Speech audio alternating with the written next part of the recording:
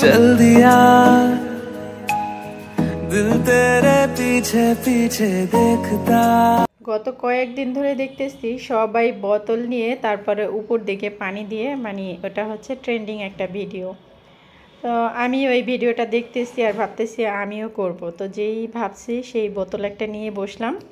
আর আমি রেডি হয়ে গেছিলাম বেড়াতে, মানে আমার ছেলেকে নিয়ে আমার একটা জায়ের বাসাতে গিয়েছিলাম। তবে আমার ছেলের বাসাতে যাবে না, মানে উপরে যাবেই না সে। তারপরে হচ্ছে তাকে নিয়ে বাসায় চলে আসি, মানে বাসায় বলতে তার দাদির বাসায় তাকে দিয়ে আসি। আর এই তো আমি বোতলটা নিয়ে বসি, মানে সেই ভিডিওটা বানানোর জন্য। তো হাতের কী অবস্থা দেখলেন, শখ বলে কথা।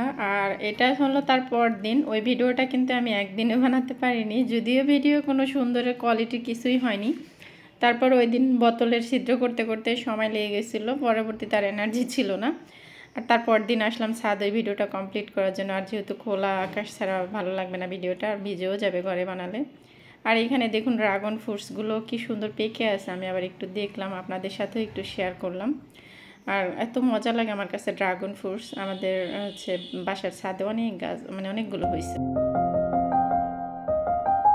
बरसों हो गए बिछड़े अब साथ नहीं हो तुम फिर ऐसा क्यों। তো এই ভিডিওটা দেখি সবাই হাজবেন্ডের সাথে বানায়। তো আমার হাজবেন্ডের তো জীবনও রাজি করানো যাবে না, আমার ছেলেকে নিয়ে বানাইছি। আর এই যে দেখেন ভিজে এই অবস্থা। যদিও ভিডিওটা আমার কাছে ভালো লাগেনি, আপনাদের কাছে কেমন লাগে?